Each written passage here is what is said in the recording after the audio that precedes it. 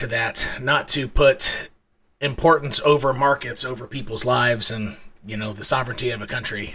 Definitely not with that intention saying that. However, this is the purpose of why we're here is to look at markets, and this shit is definitely looking real. I guess the only civilian casualty so far is it looks like a hospital was accidentally hit.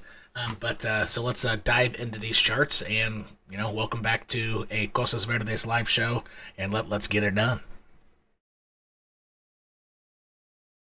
You better get ready, does not matter if there's a storm outside or there's a storm in the chart. Doesn't matter if you just got out of bed and don't even have your contacts in yet. You better get ready to get lit. Do you feel me? Are you ready? You need to start this day out by hitting that like button like a hungry mad gorilla. We are going to make a storm out of these charts, and we are going to dive in and make a splash. Are you ready to go live? Let's go.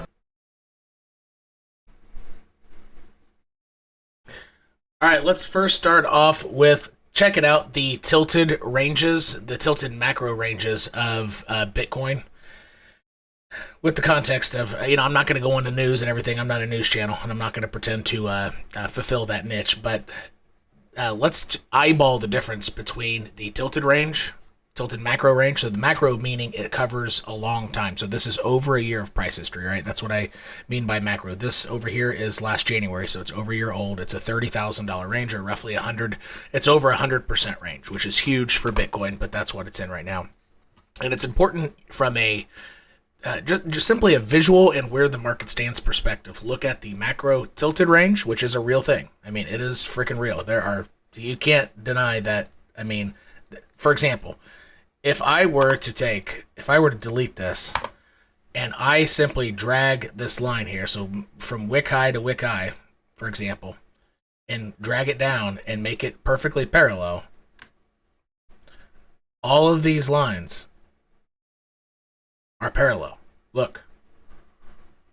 This range really exists. I mean, it's a real deal, right? And I did not come up with this myself. It was a VIP during a VIP call who suggested it to me. Not for sure where he got the idea, but it is a real thing. However, they're both working. They simply are getting, at certain times one range does better than the other, and I'll flip to the other range. So you can see here on this one, our current move up, it got rejected by the point of control. So this section here is the 1/4 line. This is the 3/4 line. This is the half line, like half court in basketball or halfway down the soccer pitch, and it got rejected by it. So there's a big difference there, right? Difference in what you're about ready to see. So check out this. And then range macro here.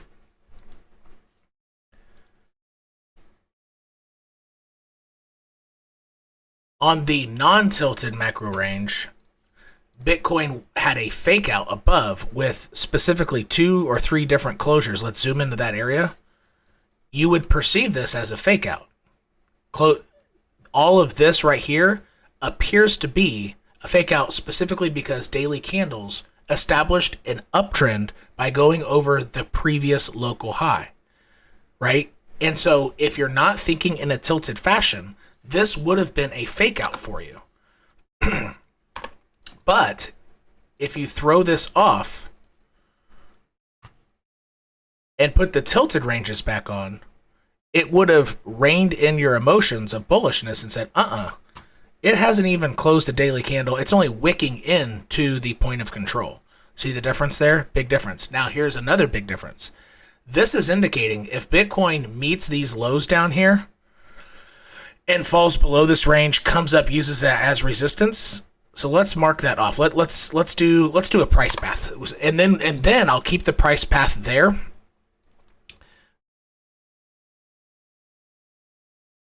Hits its head and bounces down. This point right there would be your death sentence type of deal. So I will point to that. Now I'll take off the tilted range, put on the non-tilted range. So right here is the death sentence for the tilted range, but on the non-tilted range, it's simply a rejection by the 1/4 zone, which is this orange box here. If I get rid of the black triangle here for a second. It's a rejection from the 1/4 zone, and it still could bounce from this point. And it's going to be interesting to see which one plays out. However, I wouldn't necessarily. Let me move myself over. I wouldn't necessarily count out. I wouldn't bet on this because the tilted range really is working. So when you see my updates on Twitter, and you see that it's below this orange line, and if I use this specific range, that could already be the death sentence. And that's why it's important to know the difference between these two ranges. And again, it's not certain which one will end up working and being, the one thing that calls it all. But it is something to definitely pay attention to within Bitcoin analysis because they're both working to a certain degree. The non-tilted range has gotten the bottom slightly better, but the tilted range seems to have gotten almost everything else better. And that VIP who chimed in, that was a good spot, a good eye on that. What can I see happening from this point? Oh yeah, and let's look at Ethereum as well, real quick. So remember where Bitcoin is on its tilted range. Let me put the tilted range back on. Range macro, tilted. So take an eyeball. It fell below its 1/4 line, and it's halfway to the bottom. Okay, that's Bitcoin. Now let's go to Ethereum for a comparison here. It has so far found the 1/4 line as support. That's a little hope because Ethereum can drag Bitcoin down and it can help keep it stronger. It can. And it's, I don't know if you remember from my, what date was it? I think it was October 12th or so, my thumbnail that essentially said RIP or rest in peace, plan B, it's not going to happen, right? And I was like calling out that it was, and I used Ethereum price channel. It was either this price channel here or this price channel here. I can't remember which one. I said there's no way it's going to happen because of Ethereum's price, and I knew Ethereum would lead the market down and essentially drag Bitcoin down a little bit because it had to correct and the exact price paths that I had planned out in that. It's before my thumbnails got jazzier. It has a gravestone behind me crying, and it says Plan B or no, stock to flow. I didn't target Plan B the person, but rather stock to flow, rest in peace. I had to be careful with that. I didn't want to incite violence or anything like that, so I targeted the stock to flow. Anyway, and so Ethereum, this bounce could really help Bitcoin in the short term because if Bitcoin could weather a fall in traditional markets, so let's go to something like, this is NASDAQ Composite Futures. If NASDAQ Composite Futures keep falling a little bit, but Ethereum can help pad Bitcoin's fall, it could help its recovery rather significantly so that neither fall off of this cliff that is nearly approaching. The cliff is getting very, very close here. That's another thing to really eyeball. Because Bitcoin, and here's why this part of the analysis I feel is important. Bitcoin is in the middle of its fall off the cliff area and the quarter range, right? So it's in no man's land. It's just hanging there, right? It's like a loose tooth that's wiggly, and yeah, it's just hanging there, right? But Ethereum might be the chart to stare at in terms of overall crypto reaction to the Ukraine crisis, to this invasion. I guess I should call it for what it is. It is an invasion, technically, at least from a Westerner perspective. I don't live over there. I don't know if we're being fed propaganda and it's all, whatever. I really don't know the ins and outs, so I shouldn't say that with too much confidence how to label it. But Western perspective invasion. And this line right here, so right now that's coming in at 2,300. And then tomorrow it'll be at about 23.10. So every day it rises by about $5-10, something to that effect. It might be more important to zoom in order to see how the market's going to react. Zoom into some small term time frame and really look at how these candles are reacting to that line. And if you see on small term time frames that Ethereum, sorry, I'm on Ethereum chart, goes below this, then uses it as resistance and can't get above, then you can bet your bottom dollar that it's going down to the bottom of the range. And Bitcoin And that move alone, because Ethereum is positioned higher on its chart, Ethereum's move to here would send Bitcoin off that cliff. Because remember, Bitcoin's already down here already.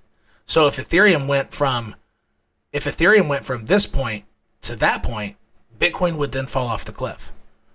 So it would be kind of like a chain reaction. But I really think that right now, because of the scenario here of these charts, I think Ethereum small term timeframes with this line is the thing to be watching out if you're trying to eagle eye stuff. Does that make sense? Now that we got a few more people on here, help me out real quick and give me hit the thumbs up button. It's going to help me out continue making videos. Give me that thumbs up. Thumbs up. Thumbs up. It's kind of corny, I know, but whatever.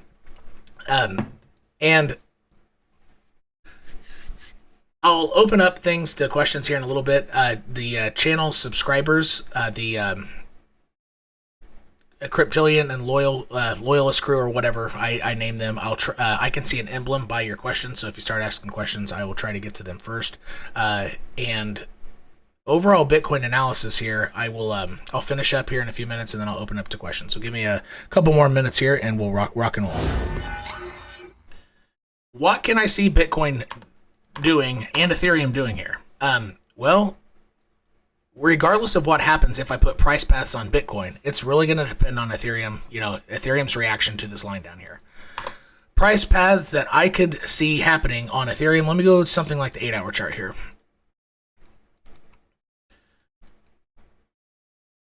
And again, in moments where there is crisis or not necessarily a black swan event, but between normality and black swan, if there's some turbulence in the market, whether it's a massive hurricane that destroys, an area or, whatever, the indicators that you typically use, unless it's small time frames, so indicators daily and above, maybe even 12-hour and above, I think they're going to be much less useful than structural analysis.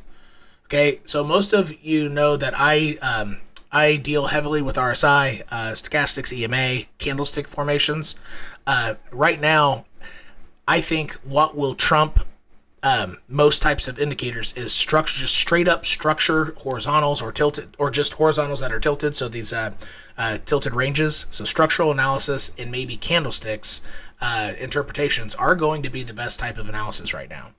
And there are other cases when EMAs and RSI analysis don't do very well. It's when the market is really, really converging down to a single point. So then all the EMAs are smashed together anyway, and the RSI is kind of flatlined anyway. Then you're just using structural analysis of a breakout, right? So there are certain cases where my main indicators that I use, I tend to put them on the back burner because of the situation. And I think that right now is one of those cases. For Ethereum, I could see a couple things happening. I could see it bump its head on here a couple more times, make a couple lower highs, dip down, use it as resistance, dip down, and then try to figure out what it's going to do from there. I'm not for sure if it would technically fall off a cliff, but if that were to happen, something like that were to happen, Bitcoin then, and I guess Bitcoin in this tilted range did have wicks below, but if you were to see that happen and Ethereum covered after that point, Bitcoin will have done something like this. And if Ethereum recovered in that case, Bitcoin will have done that. And you would have wicks below here, which would have indicated, hey, it's falling off a cliff. And so if Bitcoin does fall off this cliff, but Ethereum is still within its channel, you still would have a decent chance that you would simply get a wick and that you would have daily closes or weekly closes above this line. Daily, and you'd look for more daily and weekly closes above that line. A couple daily closures isn't a death sentence necessarily, unless it is a Saturday and Sunday. That would be a weekly closure, and that would be pretty bad. And that would be one price path to start really looking out for and how I would interpret that. Another price path, so again, I think Ethereum is the thing to look out for here. Another price path that I could see is, I'm going to get rid of this one, is you could get a type of lower high here, then come back down, use it as resistance, come back down, and then hit that bottom line. and you would simply be more attracted to that trend line like so of all these lower highs. I think that's slightly less probable.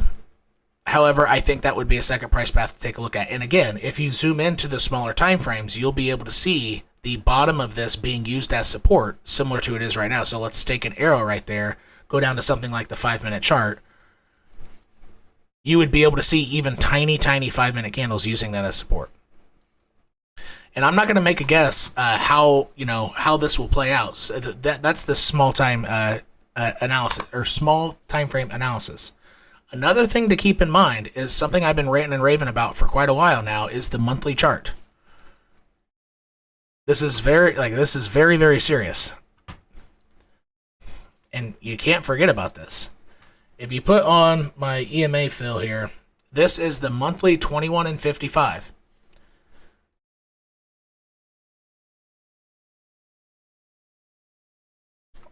And you got to imagine that all of this is essentially blue. Right? It's blue down here. All right. That channel. And I had to extend it because Bitcoin wasn't 55 months old at that time. But if you extend it, there you go. Each time, so it's 100% of time. There is not one single exception. When Bitcoin goes to the yellow line, it gets a bounce, then goes below, and goes wicks below the bottom of the channel. Every single time. Goes to the yellow line, bounces, goes below, wicks below the bottom channel. Goes to the bottom line, rallies, wicks below the bottom of the channel. Current price. Goes to the yellow line, has a rally. What's next? I mean, it very easily could wick below here. And if you go zoom in and measure the average distance below that it goes, that's 27% below, 18% below, 20% below. So let's call it 19% below that line. Let's say it happens next month. And this is angled up a little bit, so I'll measure it from about right there. Let's say about 19% below. That would put you at $18,700, a wick below 20K. Now, again, those are wicks, so I specifically said wicks. And look how aggressive this wick came back up. Bear market of 2018 leading into the capitulation of early 2019, it actually stayed down there a while. And the previous one also simply wicked. Very, very strong reaction to close back above. So it's not like it's going to stay down there for very long. If that were to play out, and I'm not guaranteeing that this is what's going to play out. However, since it's played out 100% of times, it would be pretty silly to ignore it. Extremely silly. And it looks like next month is potentially going to be that month. It looks like it's getting ready to happen. This month's, only has 4 days left, so it's not going to hit the bottom of the channel this month. It looks like March could be really, really nasty. Therefore, if there is a rally of any sort in early March, it might be a good time to dump some stuff if you're still holding on to it. And this is not financial advice. I'm clearly talking about Pokemon cards. But that's something to consider. And if you hold altcoins, something you might do, and so I'm about ready to tell you something we talk about within the Discord community quite heavily, is we gauge, okay, if that's, it's not even a worst case scenario. That is a logical, okay? So let me be very clear. What I just showed you there is not a worst case scenario. That is perhaps the most probable scenario. That's why I've been talking about it for about a month now, maybe longer. I can't remember when I started putting this EMA fill channel on the monthly. Again, wrap your head around that. What I'm showing you, 18,700, it's not a worst case scenario. It is a potentially most probable scenario. Now, is it over 50% chance of happening? I wouldn't say that. However, among all possible scenarios that you could dream up of how price is going to move, that scenario, in my opinion, has a higher possibility on a percentage basis, like 25% possibility, and anything else that you could think of is less than 25% likely. Do I make sense? So when I say probable or most probable, it doesn't mean it's actually over 50% likely to happen. All right. because way too many, different instances could happen. I mean, hell, we could go, March could only wick down halfway, and then April could have another rally. May could dip back into the channel, and it could be June that capitulates it, right? Something like that could happen. But I would still consider that fulfilling the idea that it wicks past here and hits just under 20K. In that case, I would consider that and March dump as one instance, right? Because the idea is that in 2022, the case is that in 2022, it will wick below the monthly 55, the bottom here, the EMA. It'll wick roughly, over 10% below it. All these other cases were around 20. Definitely keep that in mind. And I've heard, folks out there say, oh, it's silly to think about, such low numbers. I don't think so. I think this is the time to talk about it because it's staring at you. It's staring at us. And I think it's the most probable. Most, I guess I shouldn't say most probable. It's the most likely scenario out of any one scenario, in my opinion. And on top of that, it's simply a question of when that will happen. And so something, I kind of got off track there. Something that we talk about within the community on Discord when folks are asking me questions is, okay, if that, is very likely to happen, more than double digits like percentage chance, how far down would, BPRO go, or how far down would Time or Chronotech go? And we gauge, essentially, if Bitcoin were to do that, on how big of a percentage drop is that? And if Bitcoin drops another, actually, how much? I know you can't see my chart right now, but from there to 18.7 is about a 46% drop. So if Bitcoin were to drop 46%, how much percentage are your altcoins going to drop?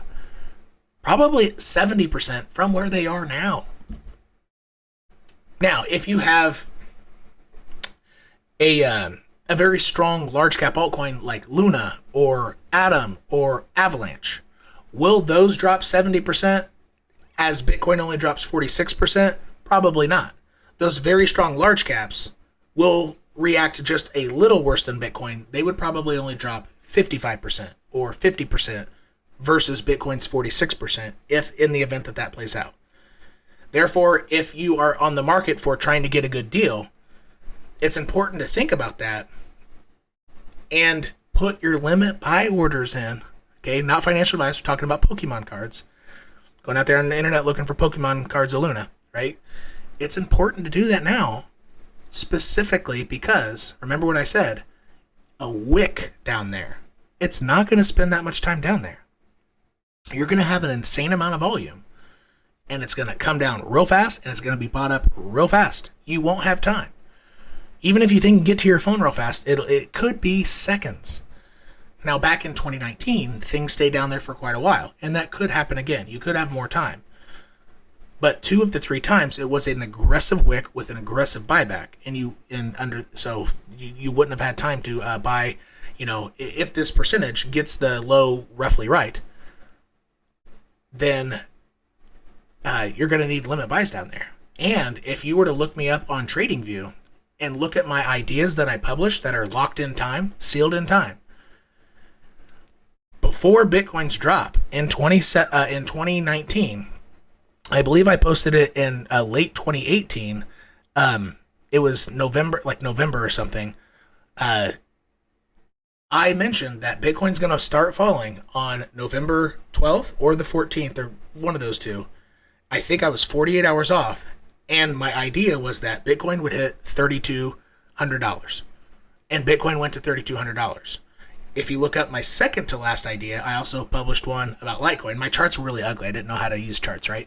Because I was just getting into it, and I mentioned, okay, like if things were similar to the past were to play out, Litecoin's going to hit $40, and it's locked in time. You can go look it out on TradingView. I think just look up 𝐃𝐢𝐬𝐿𝐴 𝑣𝐪 or whatever, all I did was use analysis of what happened previously, what's most probable, and the most probable did play out. It's locked in time. You can see the date I posted it. You can go back to Bitcoin and see it. And you can see it on the chart where Bitcoin was. It hadn't fallen yet, hadn't tanked, hadn't capitulated.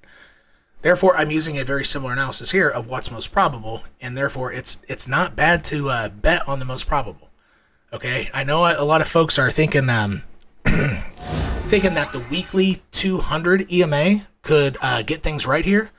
Let's put on the weekly. Let's do this. Let's do the 200 EMA and the 200 MA. These two EMAs right here on the weekly have gotten the lows pretty nicely. Back in 2015 and 2014, these two EMAs were smashed together and it scooped up the lows with wicks below both of them. In after the 20K top of 2017, and then all your dead cat bounces 2018, capitulation on November 14th.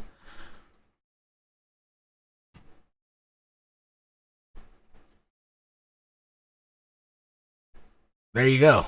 Take a look. Let me define these lines. The bright one is the EMA, the dull one is the MA, moving average, 200 of the weekly. Look at the coronavirus. It did just bust right through it significantly. However, where did the closes happen? Look. Wick, the closes happened right at the weekly 200 MA. Weekly 200 MA. So let's take a look at where that is now. This is just more evidence. Look. At 20. And those previous cases wicked past it, which would also insinuate and agree with the monthly channel, the bear channel, the quicksand. It would agree a wick past would be somewhere around, just under 19K before a very strong buyback. There are tons of things aligning.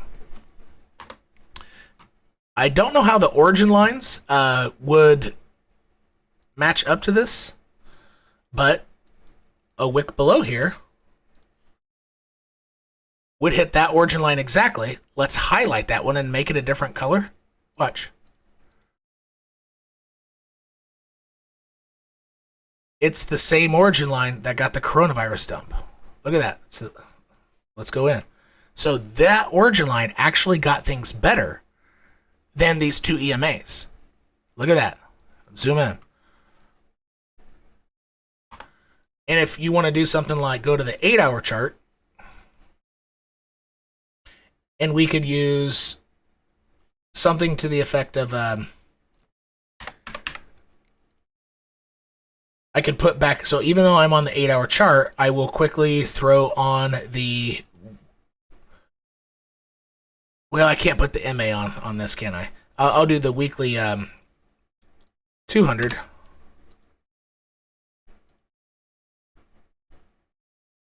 And go back to coronavirus so we could see how quickly it was bought up. That's why I'm trying to stress. Look, how many 8-hour candles live down there? Less than one. This is what I'm saying. If it were to happen, limit buys, being in are going to be necessary. There's no time to get that low unless your orders are already in. Look at that. Look how quick that was.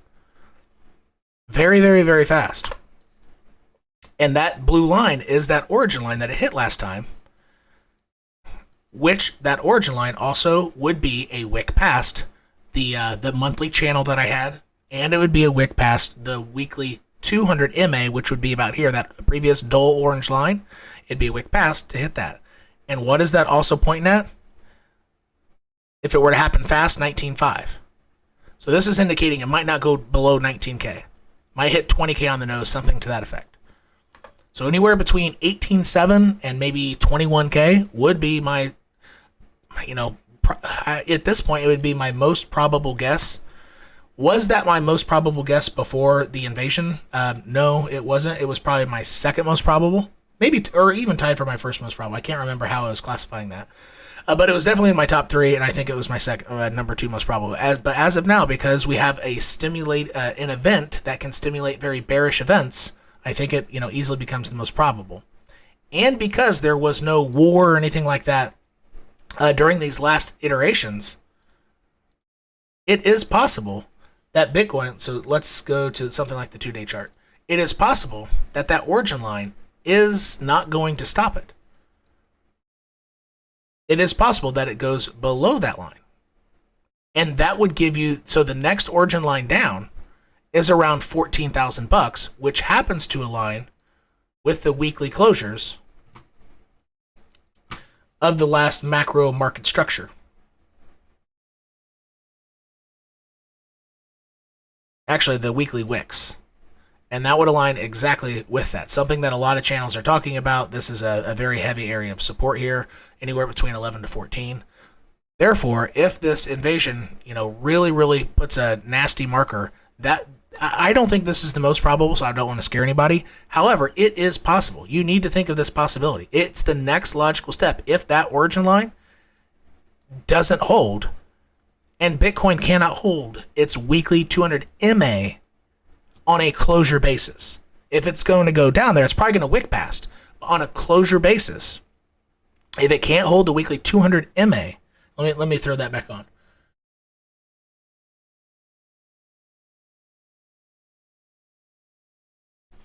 If it can't hold this weekly 200 MA as support on a closure basis, that's the next thing down. Not much else stopping it. There's nothing there, folks. There's nothing there to stop it. But from a volume signature, you should be able to tell, or have a decent insight, if that was the end of the capitulation. So the volume, I typically don't use volume a lot. However, for blow off tops and capitulation bottoms, a volume indicator perhaps is among the most powerful things possible to use. And those are the things I want you to think about, both short term. So again, in summary, short term analysis, I think that looking at the tilted ranges on Bitcoin and Ethereum are perhaps the most important thing to be looking at. So throw it on like the daily, or I'd probably do it more than 4-hour chart. But if you have a paid for trading view, the 8-hour, the 12-hour would probably be good. Or if you don't, just the daily would probably be a good thing to use. Take off EMAs, because I think structural analysis is more important than other indicators right now, and maybe candlesticks. And then also in short-term analysis, specifically using Ethereum, zooming in here to see if the bottom of this channel is going to be maintained as support. And that would be the essence of your short-term analysis, is does that line hold? Sometimes, trading or analysis can be very simple. In this case, I think it is simple. It's either that line holds or it doesn't. That's your short-term analysis. Long-term analysis would be going more into that monthly channel. The monthly 55 EMA, concentrating on an area that it could bottom on a closure basis but wick past it, and also using the weekly 200 MA. But I would probably throw on the weekly 200 EMA, because you'll probably get a bounce there, lower high, then go down. I would use the 200s. So how would that be? 200s, or whichever way. I think the camera's backwards, so probably like this. But anyway, use the weekly 200s, the EMA and the MA, also for your more long-term analysis. Very simple. Hopefully you're finding this helpful. Let me look at to see who has some questions here. Why will BTC drop? Now it's plummeting. I am new to crypto. Well, that's a really good question. It shouldn't take too much time to answer.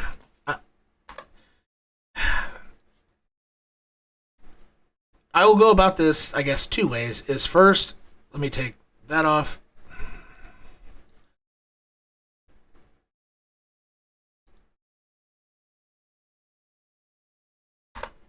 Since this time about right here, so in this box going to mid 2019 is when large institutions started getting into Bitcoin, and the Bitcoin's behavior started. Mike, I'll get you to your question here in a second.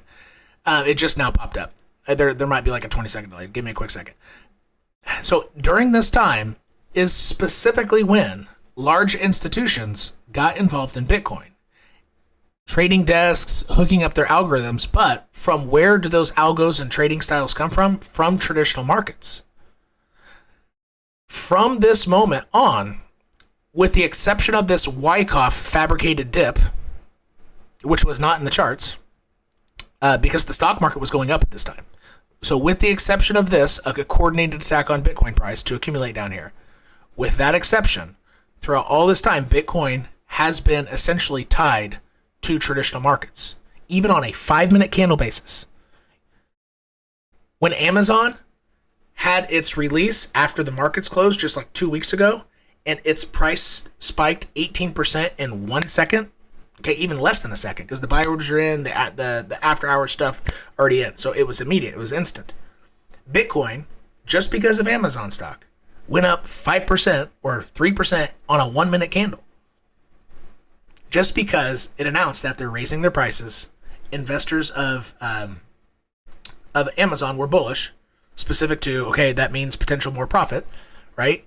And it caused Bitcoin to spike up, as a very specific example. I had a post on Twitter the other day that said, this is how traditional markets and Bitcoin said good morning to America. It was the same exact shape on 5-minute candles. The same 5-minute candle all went down. And before it went down, it made the exact same shape for the previous 3 hours. It's very tied, right?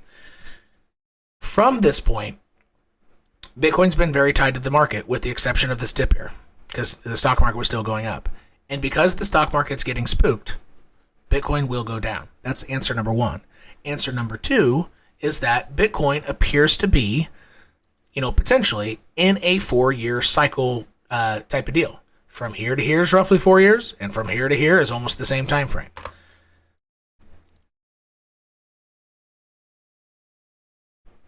$1,470 days, 1,420 days. See that? That's another way to answer the question. It's simply, it's time. It's time to go down. It's stuck in these 4-year cycles. That would be another way to answer the question. It almost looks like, if Bitcoin does not capitulate, that would be an argument for, all of from this point to, when it might go up in the near future. If there's no capitulation, you could say that all of this was one massive cycle with simply multiple waves here. So wave one, and I don't do the whole Elliott wave thing. I've never gotten into that, but, wave two. But if we do end up getting a capitulation event, that would mean that the 4-year cycle is intact. And as of now, since it looks like there will be a capitulation event, I mean, it looks, damn it, I'm just drawing stupid stuff on my chart. Something to that effect. If Bitcoin doesn't capitulate, then there is a case for the lengthening cycle. And I was a proponent of lengthening cycles. I stumbled upon it independently, although, obviously there's a large YouTuber who was talking about it before I ever signed on to YouTube. But I independently came to that idea, more waves or oscillations in the market without capitulation, back in April. Made a couple videos on that, not knowing that other people had already thought of it, but I'm definitely not crediting myself for coming up with that. But I did come to the conclusion independently. And those would be the two ways to go about it. Answering why Bitcoin's dropping. And it's really weird that over the span of 1,400 days, it's almost the same exact freaking amount of time. I mean, just look, top to I mean, how crazy is this? 1480 to the 69K top, 1434. What the fuck? It's only a few days off. It's crazy. Anyway, those would be two logical ways to go about it. All right, let's see what Michael sold my Trias. Any tag or say the words one. Okay, so Mike asked, he sold his Trias from the other day when Bitcoin tagged underneath an origin line because Trias fell short of the 4-hour 200 EMA, but I haven't bought back yet. Where would you set your spot entry? Okay, so $1.50. All right. Well, let's go to this. So if the most probable scenario plays out, that would, what did I say? Bitcoin 46%, something like that, right? If Bitcoin were to drop 46%, a small cap like Trias would probably drop 65 or maybe even 70 from current price. And let's see if that magically happens to align with something in the charts. Often it does, but it might not. So let's say 65% drop from current price.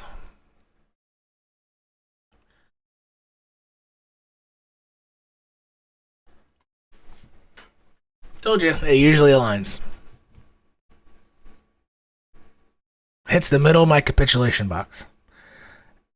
And that target would be, so $1.50 would be the very, very top of that. I think the top of it is technically $1.45, but $1.50, whatever, it's around there.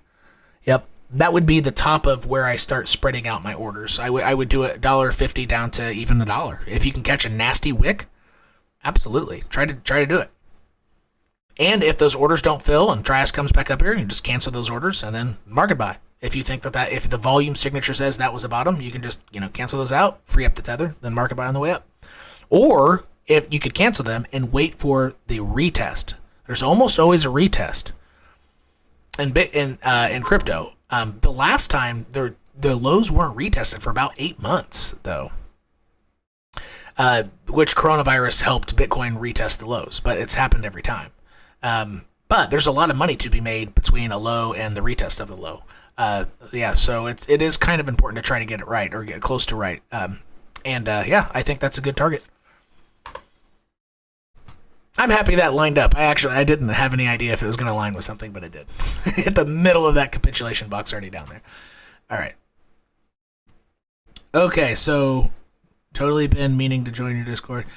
Yeah, I mean, Discord, Discord is more designed for people who, I guess, there are a few ways to categorize like who would benefit. But in specific to if you make the parameters how much time you can commit at specific times of the day, because we have schedules of live shows, it's folks who have 4 hours a week plus to be involved with crypto, and then folks and people who don't have that type of time because your job might be wishy-washy on when you have to go in this and that. Then in that case, the YouTube channel membership might be slightly more beneficial, because if you don't have the time to put into it, it's going to be hard to get the value out of it, specifically to Discord, right? Because the live chats where you can come on and ask not just me questions, but if I can't come up with the answer, we have 20 other people. We put our minds together. We usually come up with a decent game plan for whatever question you have. And if you can't, if your schedule doesn't permit to something like that, then just a heads up that you would need to have about dedicated 4 hours a week to crypto for a community to be anybody's community, not just mine, anybody's community. And live chats, aren't just where the value is. Really, just being in a community, and you can jump on. You can jump on. I mean, shit. I'll just pull up my Discord. That might slow down my computer. But I have different channels where there are people there talking in live trades. So we have a trading channel. Like, you're in there talking if you're in trades, and you can go, hey, what do you think about this? I'm going to enter Trias this, or I'm going to do that. And the people who are active at that moment can also put a second pair, or even a third or fourth or fifth or sixth pair of eyes on your setup, your risk management, or your profit-taking strategy. And because it's a community, we all, and we're together a lot, we have a similar like-mindedness on, strategies. And but it's different people perceiving that that community mindset in slightly different ways, and that's another way to get at it. It's not just so. I guess there is an argument that, hey, even if you have a weird schedule, I guess you could just jump on anytime, and be part of one of those channels that have people doing their live stuff on it, and they're sharing charts, sharing setups, sharing profit-taking strategies, so on and so forth. So I guess but you would still need about 4 hours a week to make that kind of stuff worth it. All right. Okay, let's see here. Garlic breath.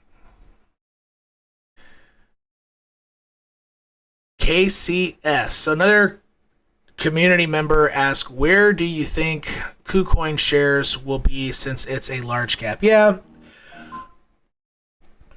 And my phone's making noise. I don't know why. Let me... my phone makes noise. It makes me just want to throw it away. Like, get out of here. Stop making noise. All right. Let me get to KuCoin shares here. But as I do that, I remember a time when it was really cool to download and pay for ringtones. And now I think the general consensus is most people hate their phones making noises unless it's an alarm. But then even in the alarm, most people don't like to hear that either, I guess. All right. let's see here. KuCoin shares. Oh boy.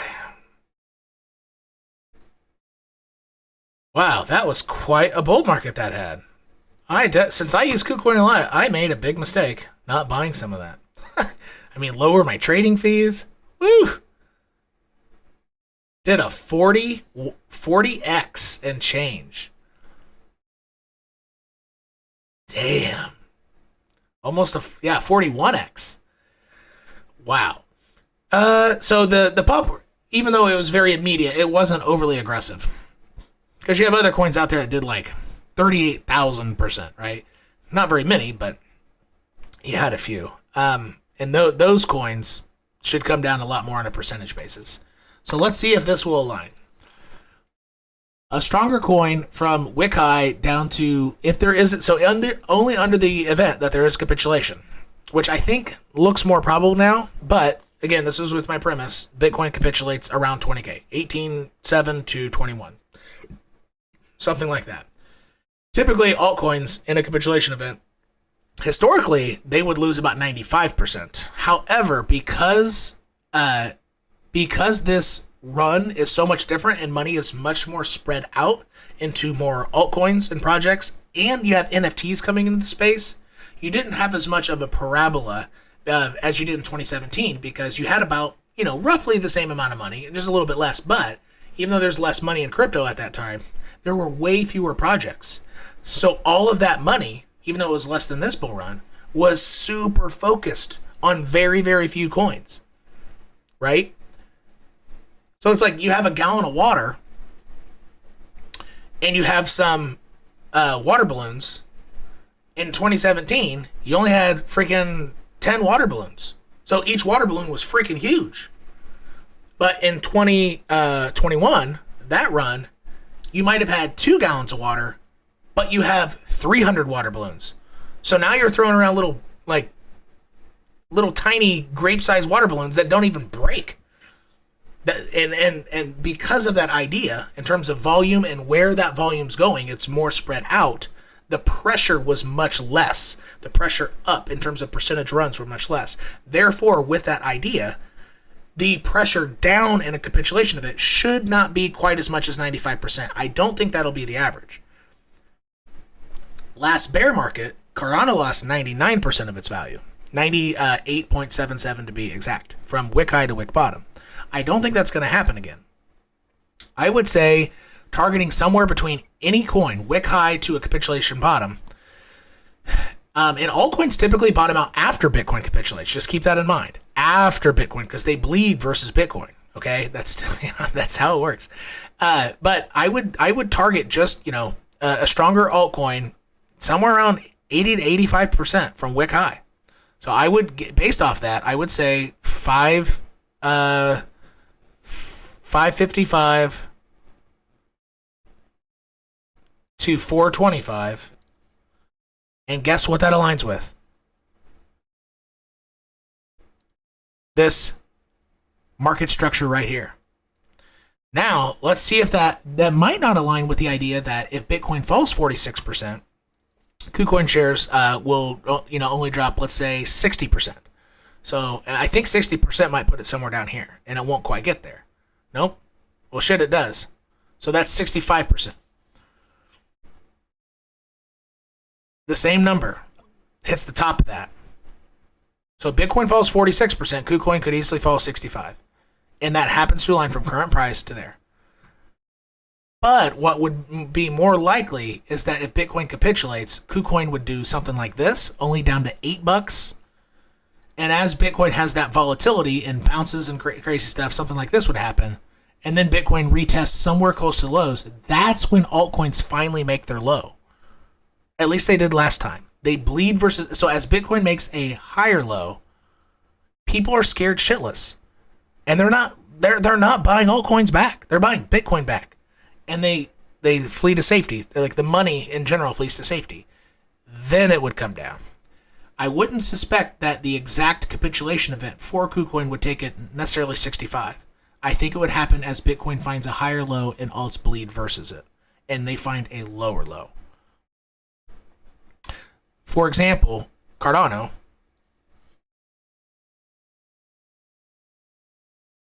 Bitcoin's low was in January. Actually, let me show you Bitcoin first. So the last capitulation event.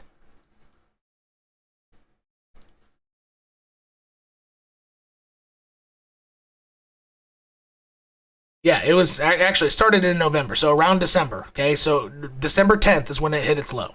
All right. Go to Cardano. Let's put a peg in December 10th.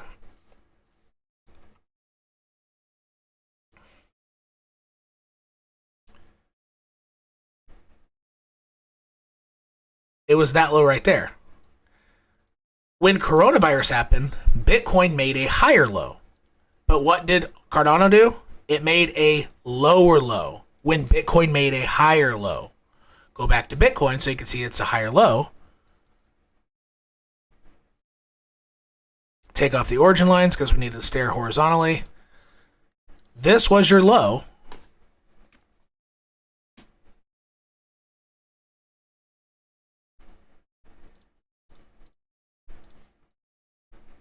And this was your higher low. And as Bitcoin made a higher low, Cardano made a lower low. That's what I'm talking about. And if you look at all coins, they did the same. I don't know if Ethereum did. Maybe besides Ethereum. But they made a lower low as Bitcoin made a higher low. That's what I'm talking about. They're going to bleed versus Bitcoin. After Bitcoin capitulates, does some stuff, even though I don't anticipate something like this would happen again, an immediate rush. Unless XRP really could lead the way. It could be a very aggressive, it really could. Because Litecoin is what led the market to do this. This was a Litecoin-led run. It was insane. Because its halving is staggered to Bitcoins. XRP could do the same thing. But if that were to happen, you're still going to retest the lows. And altcoins will make a lower low versus Bitcoin's roughly higher low. Go to the market cycle before that.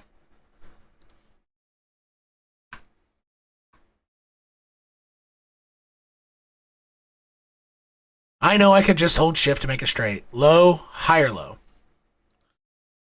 Low, higher low. So and look how much time it took. 230 days.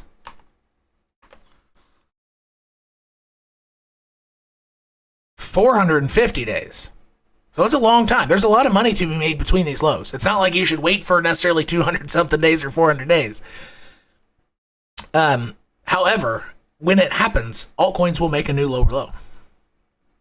It's very likely going to happen.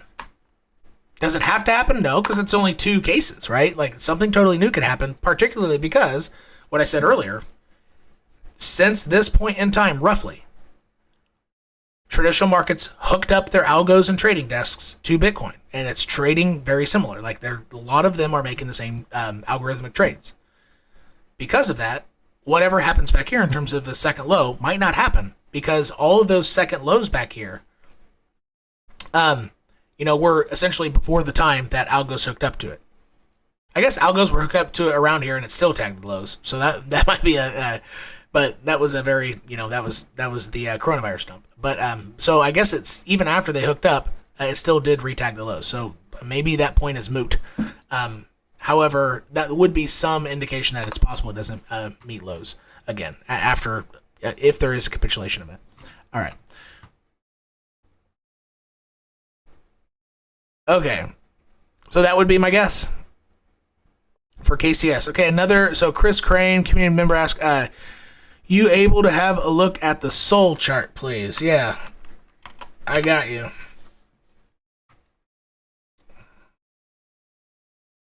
I'm going to have to wrap this up in about 5 minutes.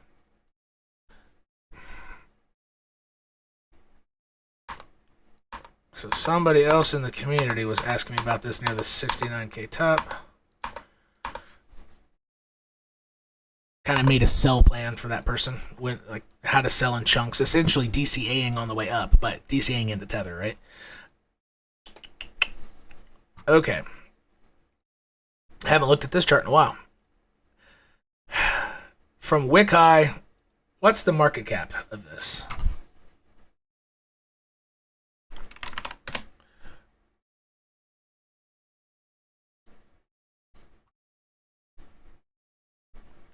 Why is the search bar different? There we go.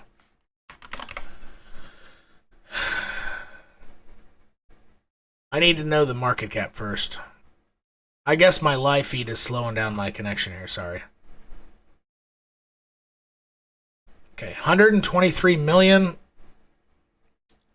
I would say from top to wick high to a capitulation low, maybe somewhere around 85, because it's a little smaller than KCS.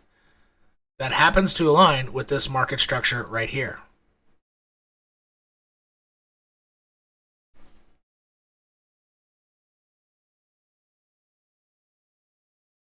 I would actually move this down.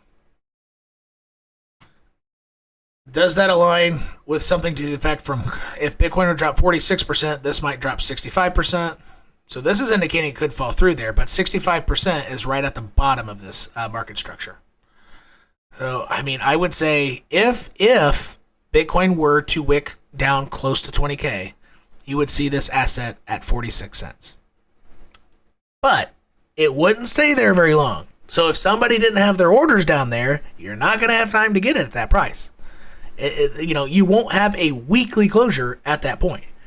Now, but remember though, if Bitcoin capitulates and it makes a higher low later on, it could do something like this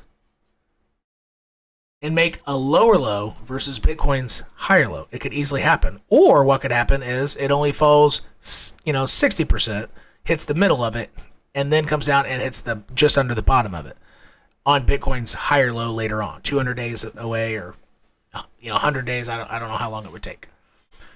So somewhere around this box, 63 cents to 45, 63 to 45 cents. Under the conditions, so only under the conditions that Bitcoin does go below its weekly 200 MA and the monthly 55 EMA, which is highly probable at this point. If something less aggressive to the downside happens, then those targets will not be met, right? I want to be very clear with that. However, since it's in my opinion, the most likely scenario to happen at this point, that would be my most likely scenario among 1,000 scenarios that I could pull out of my hat here. All right. Dayron Johnson. Let me know if you got a question, Dave. Trias and... Okay. You can rewind and go to Trias if you want. I've already covered that. But in general terms, what I'm talking about right now would draw Trias somewhere down to $1.45. And all of that seemed to already align, doing the same analysis from a percentage basis. I already had this. I've had this capitulation box here since October, maybe, or November, something like that. I've had these boxes here for quite a while. And that same analysis brought Trias exactly to there, around $1.30, $1.40. Doing the same exact percentage stuff from top to bottom, and then percentage drop from current down. They hit the same area, and it's the same box I already had drawn. Your second one was CSPR. And again, that's in the event of a capitulation event. It's very possible that there is no capitulation event because of my water balloon analogy that I said earlier, right? Okay.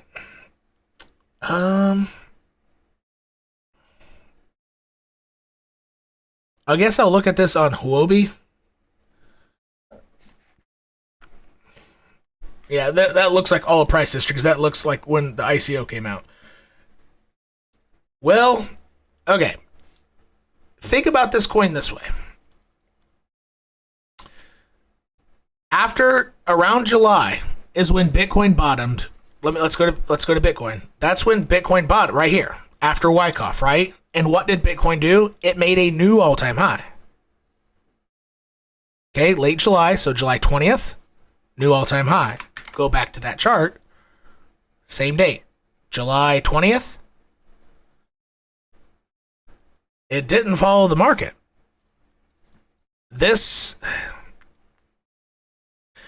Therefore, I would not, if it's not going to be a stronger coin, I mean, this one could really go down. A lot. I mean, this could be one of those coins that, because it was a weaker performer relative to many, many altcoins, and again, I'm in altcoins that didn't make a new all-time high either, like BPRO, You know, it was a weaker performer during this too, so I'm not trashing this coin. I'm a fan of a coin that also didn't make a new all-time high after July. So that's not where I'm going with this. But you still have to be objective and say it was not a strong performer during this bull market. Therefore, the fan base of this has less loyal people, or in general, maybe it's a small group of loyal people, but in terms of the money willing to commit to this coin, it's less than the strong performers, right? And if that is less, that means the current people are more likely to be willing to sell.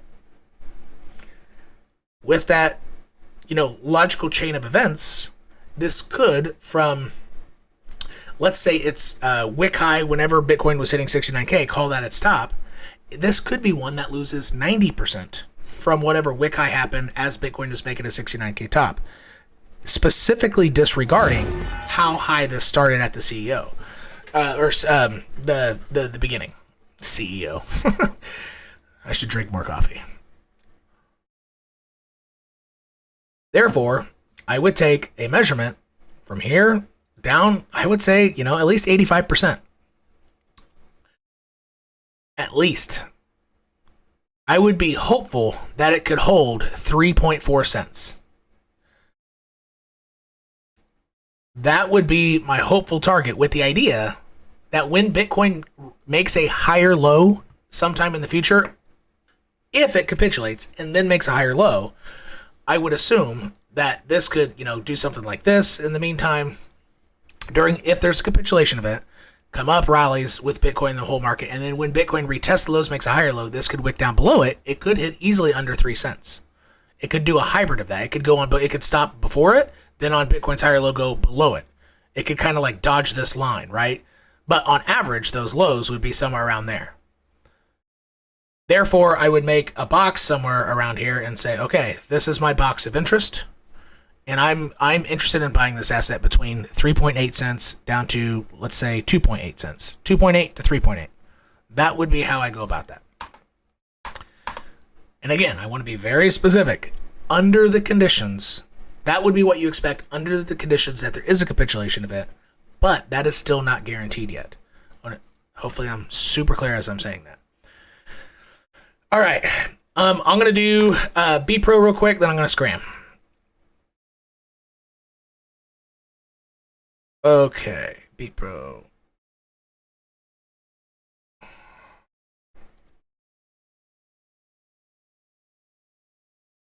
I'm only gonna do short-term time frame stuff for 𝐵Pro. I'm not gonna give exact targets because this is like my number one community coin. So I'm not gonna give you all of our where we're planning on stepping in here.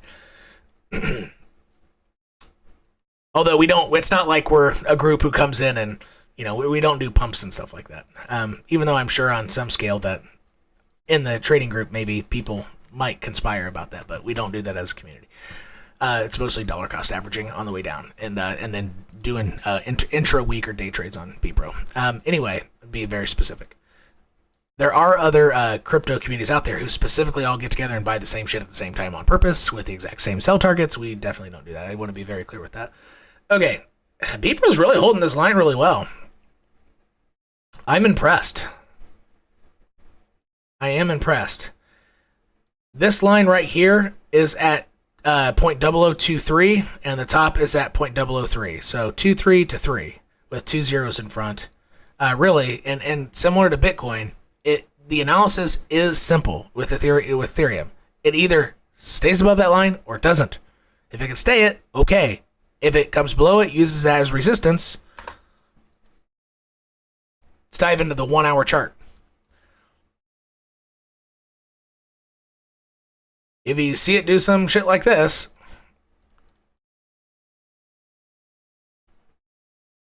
bad. Rejections, but you're specifically looking for a rejection. I wouldn't freak out during this. I would still consider this a potential buy opportunity. But if you saw it get rejected, I would get the hell out. That would be like get out, hold tether, wait for lower prices. And I think it's simply that line, 0.0023 Michael Jordan. Michael Jordan with 2 zeros. So instead of 007, you have 00 Michael Jordan. That is your short-term analysis for 𝐵Pro. Very, very, very, very simple stuff. I think somebody mentioned 𝐵Pro, so I thought I would. Okay, I guess I'll do Solana. I do like Solana. Here we go. And something we've talked about in the Discord community on live chats is the idea of Solana and Cardano in terms of business models of how they release things and do things are complete opposites. Cardano is, it's like one of those movies that's a slow burner, right? Like everything happens in the last 20 minutes and to get there is kind of boring or whatever.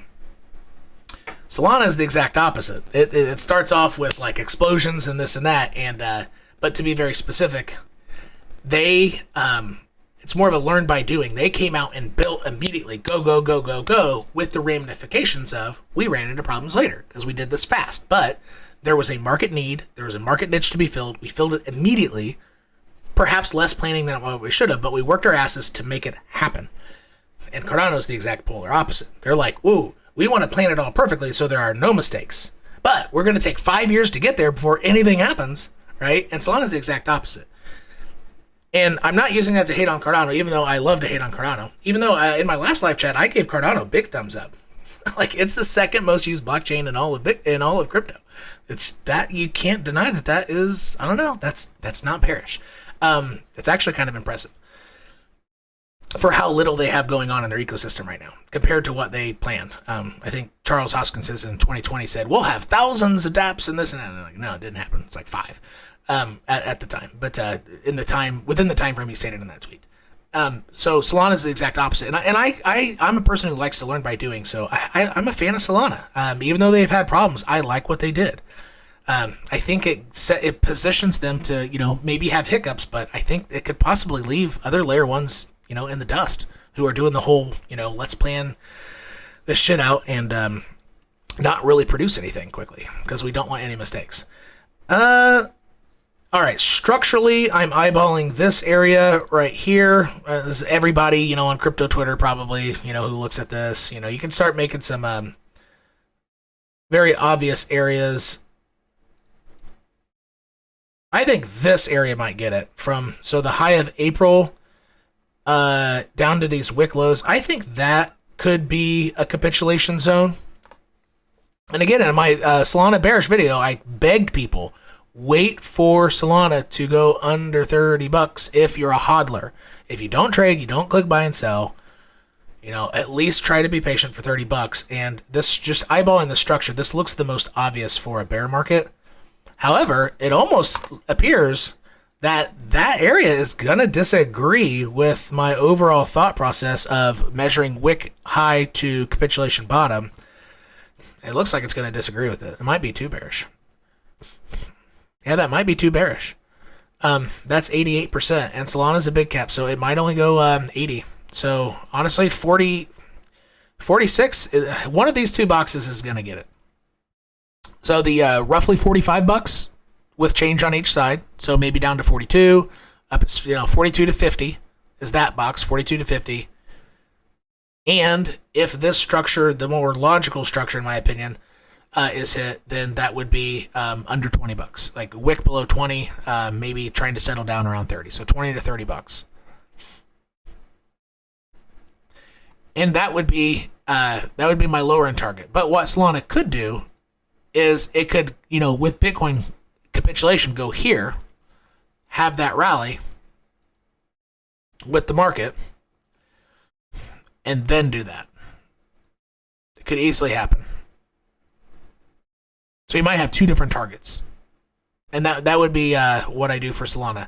Now, short-term time frame Solana,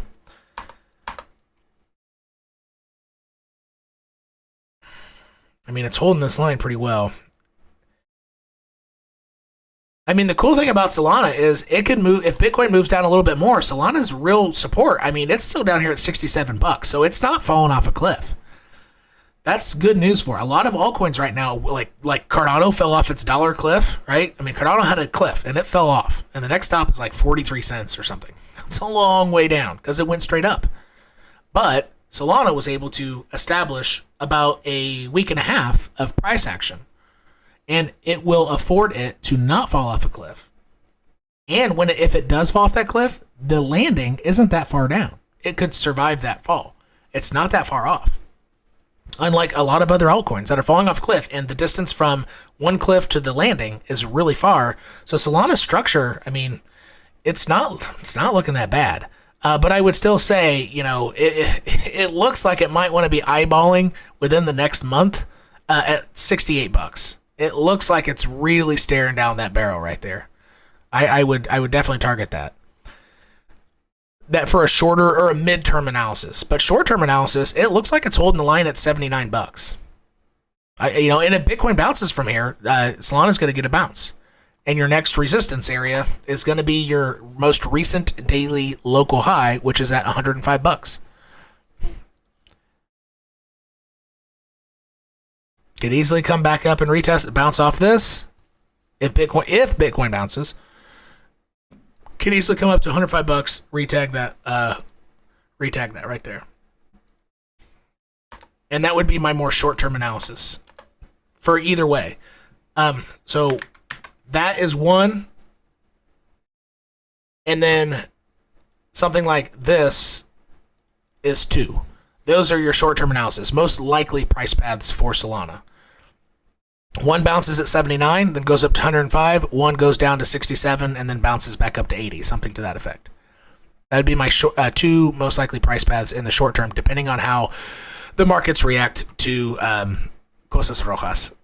Markets react to the Ukraine event. All right. Cool. Well, I got to scram here. I went 12 minutes past my time. I can only make these an hour by calendar and plan. So thanks for being here again every Tuesday and Thursdays, 10:30 a.m. New York time. That would be 4:30 Berlin time, I do believe. And we'll see you next Tuesday.